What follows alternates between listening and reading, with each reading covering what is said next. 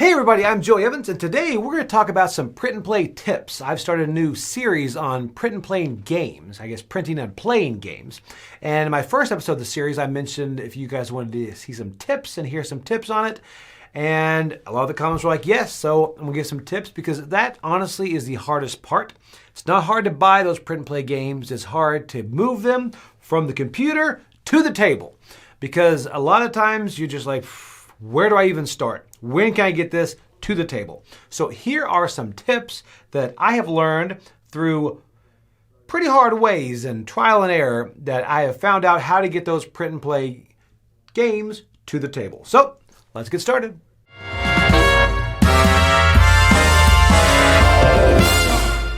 Okay, the first tip is the most obvious, and that is what everybody asks when they see the print and play game. They're like, wow, this used a lot of ink. And that's the biggest thing. For me, I use HP Instant Ink. You can get those nice printers that you can refill the ink and do all that stuff.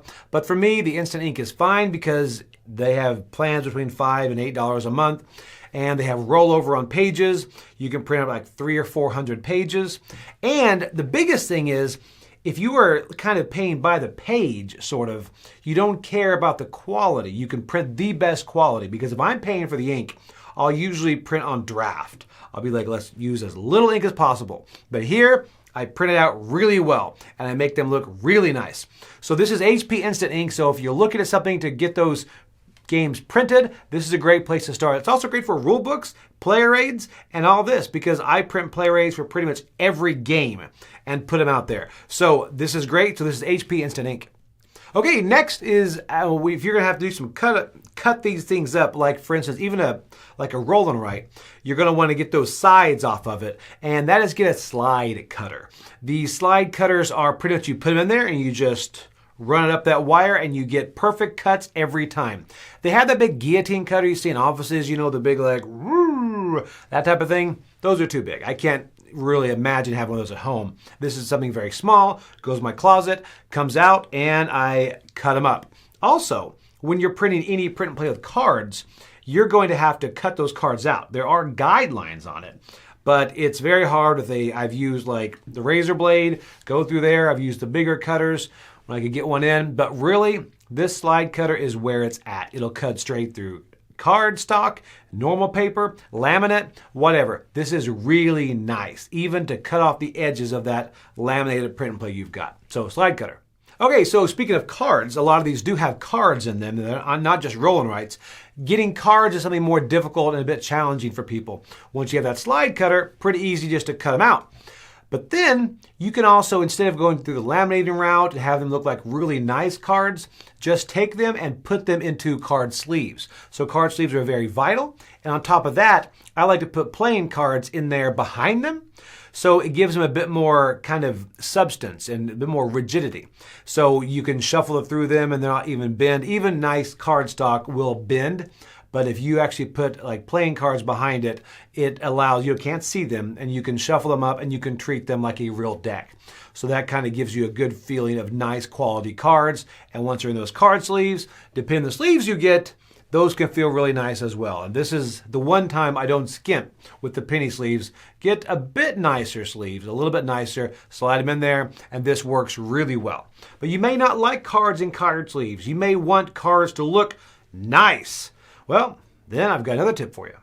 Okay, so now if you want to have really nice cards or even the laminated parts, like as far as your roll and writes, the biggest thing is laminator.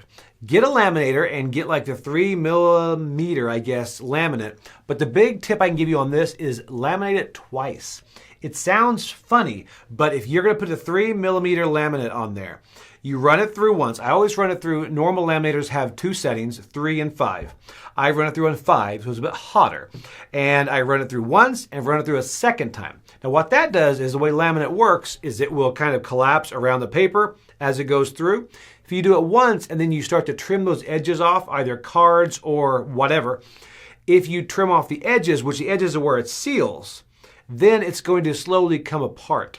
So many times that it has come off the paper and you have that laminate that comes open, but if you do it twice, it is going to more, instead of adhering to itself, it adheres to the paper. So it stays on, because I've actually made cards with this. Take it, laminate it, run it through the slide cutter, cut off some nice cards, and those just feel good. So if it's a game that you really do love, want to go through the time, then do it, run it through the laminator twice, and that laminate will stay together. Okay, so my number 5 is, again, if you're going down the card route, you're going to notice that if you do make cards with a laminate, really nice, they'll have those corners on them. And you'll notice any cards do not have those corners in actual card games, because that right there, those will get bent very quickly. So get these corner cutters. These are used for, I think, greeting cards and all sorts of things. And there's a lot of them out there. There's one that I like that you can actually do 3 different styles of corners. You just need one style of corner. And you just put them in there and you just go boom, boom, boom, boom. All 4 corners of each card. And it gets them feeling really nice. So that's something to do if you're going to print cards with your print and plays. All right, and number 6, this is actually a new thing right here. I have to thank Devin Metlin from Facebook. He mentioned this, and this is really good for roll and writes, which I love printing. And of course, you laminate them, but you may not want to know if you want to use laminate on it right away. Well, these are menu covers. Like for menus at nice restaurants, these are really great to then print off your print and play or your roll and write, and then you slide it in there. And now you've got that cover on front that you can use a dry erase marker on. And it really works out well. It also gives more rigidity, so you can actually use it and mark on it and not have to have a clipboard underneath there. So this is good for a couple of reasons. Number 1, if I print off several print and plays and I want to see if I like them before I go to the trouble of laminating them, this is a great way to do it. And also, because you're just printing off the papers, you can have several of them in a file folder or whatever, and then just swap them out and put different ones in. So this is very nice. We have, I think, 8 of these in our game room. So if there's ever a print and play we want to try, we just slide them in there. Or if I know I'm playing it that night, we just slide them in and we're ready to play that night. So those are those menu covers you can get on Amazon or several different places. Okay, and number 7 is more of a catch-all. And this type of thing is really just the kind of fun bits. Main thing is the cubes. There are these little cubes that look like every cube from every Euro.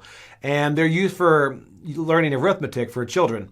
And they'll kind of separate the cubes. But these are great. These are in our game room, and you get a big kind of a bowl of them. And we use them for a lot of bits in different games that are missing them, but also for roll and writes, for trackers, all that stuff. These are really good to have in there. In addition to those, you can also just buy meeples. You can buy those discs if you want to go and get the disc and put stickers on them or whatever. And you can also get blank dice, which if you want to have custom dice, if you don't want to use the 1, 2, 3, 4, 5, 6 on a normal D6, you can grab a D6 that's kind of white and you can just draw in there whatever you want. So these little bits and stuff are great to grab from Amazon or several different places as well. Okay, and number 8 is somewhere to store this stuff. You've printed all this stuff, and where are you going to put it? Well, a couple different options. Number 1 are deck boxes. A lot of Magic the Gathering cards have these deck boxes. Those are great to put the cards in. If you want to go something bigger, the photo boxes, I think Michael's and Hobby Lobby, place like that, sell these larger cases that you put several photo boxes in there. And even the Dice Tower conventions, we use these to store these smaller games. So instead of being in their box, you've got this that holds about 15 or 20 of them, and you can look through there and get the games out of there. Here, I think they work really well for print and plays. I have a lot of the games I like Hunted, before I bought the actual retail version, is put in there because it has cards, it has tokens and all that. Everything goes into that different different photo box. So those are great storage. But one other thing is, I print a lot of button shy games, because you can get the print and play. It's 18 cards. It's a pretty simple print. And you can grab it, you can cut them up. But then those little card sleeves, little card wallets. Now, as a magician, I've known of these card wallets for a long time. You can get them at a place called Penguin Magic. I know they sell to magicians and things. But also you can get them on Amazon and different websites like that. And they're really, really good to have. I usually order 15 or 20 of them, not only for print and plays, but also some button shy games like Skulls of Sedlick, I think is one of them, that had so many expansions. And I loved all the expansions for it, but they didn't all fit into their own envelope. So I've got several other ones that have the expansions on there, and I've kind of written expansions so I know what goes with what. So these little card wallets are great to have. Okay, and my number 9 is, again, storing those big sheets. I actually have got these binders. I actually go in a 3-ring binder and they go in there, and there are more pockets. So you can put all of your print and plays in there so you can pull them out and play the ones that you want to do. What's great about this is this can go on the kind of the side of a shelf, that little area right there that you don't have a game that fits there. You put that in there and you could have 20 or 30 roll and write games in there. And they don't have to all be laminated if you also have those menu covers. See? It all goes together. So these are really fun to grab one for, you can get a lot of these print and plays for, I don't know, $4 or $5 off P&P Arcade or Kickstarter or whatever. And you've got those just to try, and you have a lot of those games in those binders. My wife and I will kind of grab a binder if we go on a longer trip, throw it in there, and inside each of those, they're kind of expanding pockets. So we've got the instructions as well as all the different roll and writes that we can try on the road. So those are great. So grab some of those to put in your binders. Okay, and finally, there's something a bit more official if you really find a game that you really, really like. There's been a couple that I like, and I do this not so much for print and plays, but for more homebrew type stuff. Like I like creating Marvel United characters. Like I actually created, I don't know, Marty McFly for Marvel United. So anyway, but these right here, if you want to print a more official way, there's MakePlayingCards.com. This one you can upload the front and the back of each card, and you can pretty much choose how many cards you want, put together a deck of all different cards. So, and they are printed in pretty much American playing card type stock, which is good because that's the biggest part when you print these cards. You're going to have trouble at home aligning them because you have to print the front and the back, and they have to be perfectly aligned so when you cut them, they look good. So really, if you're really going to invest in a game, this MakePlayingCards.com is a great place to check and to go and upload those. They're not really pricey, especially the more you print, so I would wait till you have a lot of cards you want to do, but I've done this before and they come out really, really good. Okay, so that is it. That is 10 really quick print and play tips for you to kind of get those games from the computer and onto your table. I will have links to a lot of this stuff down in the description below, but also I'd like to hear some other tips from you because honestly, this is a community that's great, and to be able to grab that game from digital and make it into physical is so rewarding, especially when you find those kind of diamond in the rough. So try these tips out. Again, leave any tips that you have in the comments. And thank you guys, and I'll see you later on the channel.